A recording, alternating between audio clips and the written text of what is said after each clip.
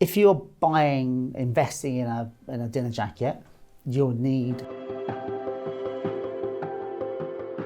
If you're in the market for just a classic dinner jacket, what would you advise in terms of details, style, Okay. sartorial I would say for your first dinner suit, Yep. and you want a classic dinner suit that's going to last you a long time, you wear all year round, I would say black Barathea with black matching facing, single or double-breasted, depending on what you prefer. If it is single-breasted, certainly only one button. I think one button is better. Double-breasted, 4 or 6. Side-vented or ventless would be the key to it. I prefer, and I would always suggest dinner jackets not to have pocket flaps. I like to have a jet pocket trimmed in the same material as the lapel. I like the button on a single-breasted to always be cloth covered to match the lapel. On double-breasted, I like both. I like a cloth covered, but I actually think a black bone, in a polished black bone, can also look very elegant. And then always a classic chest pocket, and always a pocket square. I think because it's such an expansive black, it breaks it up. It just looks so smart. A white linen folded is always correct. I mean, this is one of those classic elements of sort of bringing someone's eye up, right, Exactly, towards the face. exactly, It's all black, yeah. but you have this little pop of white in the A little chest. bit of it just gives it a little bit. It just gives you a little bit of structure to the outfit. So white is always smart, but really in a black and white outfit, you can't go wrong. If you've got, I mean, this is opportunities. If you've got a favourite pocket square, you perhaps struggle to wear with a black for daily wear, but you just love it because it's a bit overpowering. Now's the time to bring it out because you can in the evening. Yeah. A flash of colour looks lovely, and you don't have to be flamboyant with the fold. You can just show a small amount of it, but it's a nice element. The only other element I really like for a bit of colour is with the sock. I'd either wear deep red or a purple. I think those are both good colors. I would just be cautious to recommend colorful socks because, at least with what I'm familiar with in the States, guys really take liberty there. And there's a difference between color and, I don't know, like quality and elegance. There are a lot of very colorful, playful socks that look cheap. I mean, Sure. if you're wearing a tux, I'm guessing the colorful socks you're wearing are probably knee-high, very fine. It's a dress sock. It's not. Oh no. It's not like a cotton, colorful No, sock. it would be I tend to wear very fine cotton for evening. So guys have some options when it comes to lapel choices with the tux. You've got 3 you to choose from. Not as many as with the lounge suit, but you have a peak lapel. Correct. Double-breasted or single-breasted. Double-breasted Single-breasted peak, as we have here. Very classic. You have a shawl collar. I like a shawl collar. I like a generous shawl collar. It's more like a smoking jacket. It's like more loose, like that. Also, you don't see it as often now, but it's also correct on a double-breasted. So peak and shawl can work for both single or double-breasted. But never a notch is the general rule. No, notches get a real bad rep. Never double-breasted, but a single-breasted notched lapel dinner jacket is not incorrect. If you have a couple dinner jackets already and you want to experiment, get a notch lapel. If you're watching this and this is your first dinner jacket and you're trying to figure out the right thing, go with a peak lapel or a shawl I would lapel. say if you're going to go for the first one, you're in a very safe ground on single-breasted peak lapel. Yeah. There's a received wisdom that the proper dinner suit should be midnight blue because under artificial lighting, blah. We've heard all that. I would still say go black on the first one. Yep. If you want midnight blue, make sure it is really midnight blue because a lot of retailers call navy dark blue midnight That's blue. a trap a lot of guys fall into is they get a midnight blue, but it's really quite a vibrant blue for a tuxedo. Which is cool if that's what you know what you're buying. That's a great option for the second one. Yeah. I would say if you wear black tie a lot, I would say get your first one in a Barathea black. Yep. Then your second one should be midnight blue mohair blend in a lightweight fabric for the summer. And just to be clear, midnight blue is like very close to black. It's almost indistinguishable. You need to put it next to black to realise it. Having said that, if you want your second dinner suit to be in a slightly racier dark blue, go for it. A more useful thing to have is what we call a cocktail jacket. So a cocktail jacket would be something like a velvet. Okay. Or in the summer, a cream with a peak lapel. Yeah. Jackets which look great with your dinner jacket trousers and all the same accessories.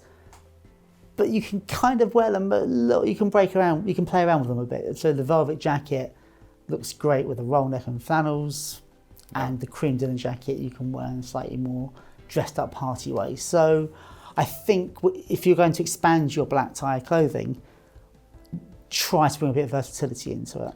When it comes to velvet, I see a lot of jackets with frogging or braiding on it. Traditional smoking jackets. Okay. Yeah. Is that taking it one step further, or that is the traditional smoking jacket, which would be an at-home garment, or maybe at your club. You didn't wear those out. Okay. Nowadays, people wear smoking jackets out. People wear them on cruises. People wear them to black tie events. But then people more often wear a velvet dinner jacket. Let's talk shirts. So this is a Marcella shirt. There are essentially two options. You have Marcella or you have pleated. Those are the general two you'll find off the pack, ready to wear, yeah. And traditionally, always white? No, I mean, I think if you go to an outfitter, you're going to get white Marcella or white pleat. Yep. Both are very classic. At the moment, there's much more of a trend towards Marcella. If you go to more of a specialty evening wear shop in the West End, you'll see some colour, often cream. Cream silk is beautiful, soft collared.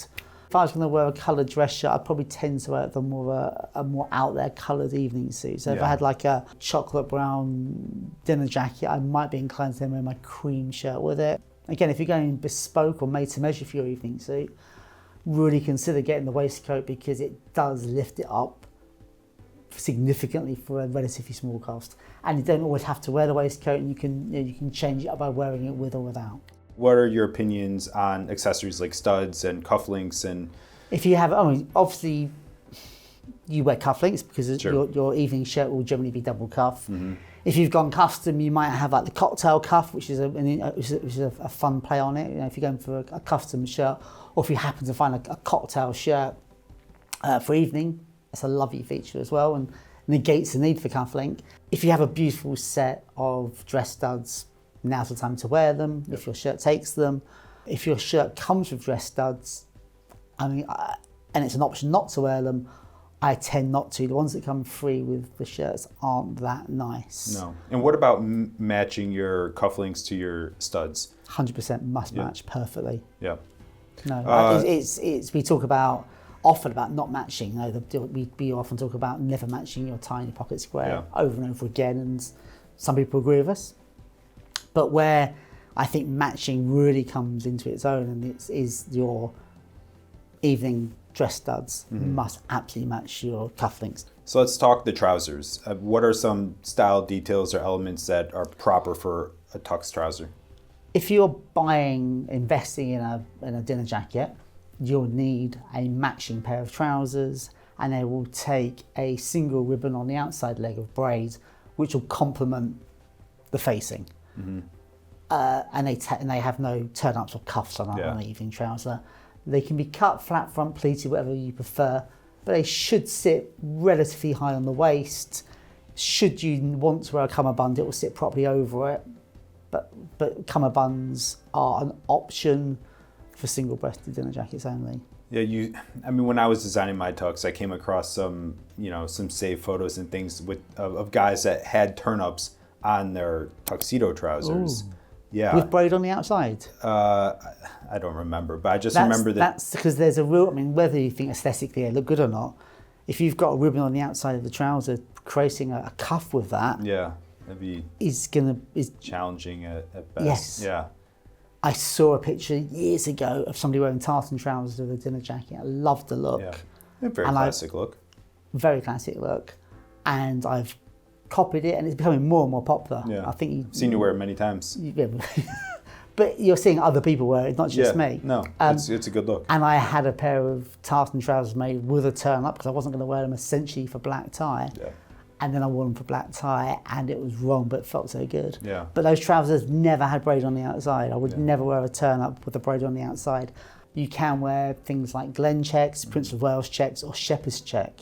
It takes you down to the shoe, and I think that is where there is a lot more flexibility nowadays with footwear. It always used to be, you used to polish up your black Oxfords you wore for work, or if you invest a pair of Patents. But I think now we can now get more classic shoes and without having to go bespoke. So you've got things like the velvet slipper, which is now worn outside of the home. I would say another point that's really important are braces. Yes. Now, again, I always wear braces if I'm wearing a waistcoat because it just keeps everything in place and it stops the trouser from coming out from under the waistcoat.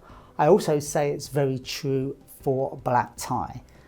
Because the trousers are cut plain and they've got a ribbon on the outside, you want them to just kiss your shoe with a minimal break.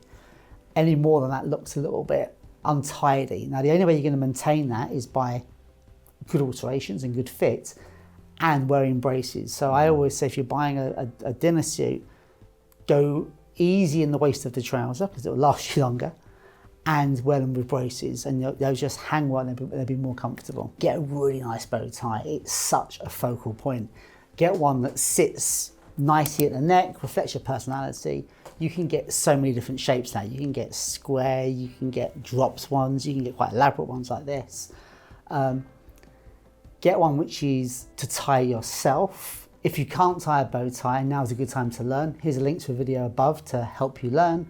Failing that, make sure you buy a bow tie which can be unclipped but is also tieable. You buy it, you can get the guy in the shop to tie it for you, you can get a friend to tie it for you, it's perfectly tied, then you can unclip it. It will look significantly nicer than a ready-made bow tie. Even the best ready-made bow ties, you can tell they're ready-made. So make that effort and wear a black bow tie. If you want to add a bit of individuality to it, there's so many other things you can do before the bow tie. And a lot of guys, I think, just overlook a bow tie, think a bow tie is a bow tie, but really it's framing your face. It's sitting right here where everyone is sort of, looking. And so you want it to be proportionally correct, and you want it to match, the style details of your tux and the overall proportions and everything. So there's a lot more to it than just, buying a bow tie. No, definitely. It's worth the effort, particularly if you've gone as far as buying yourself a new dinner jacket and trousers and all that effort. That having the right bow tie will instantly elevate your look. Well, we hope that you enjoyed this deep dive into tuxedos. If you have any additional questions, please leave them in the comments section below, and we'll be sure to get back to you. Alternatively, you can click the link below to watch our video on wedding style, and don't forget to subscribe. And just to note, when Austin says tuxedos, he means dinner jackets.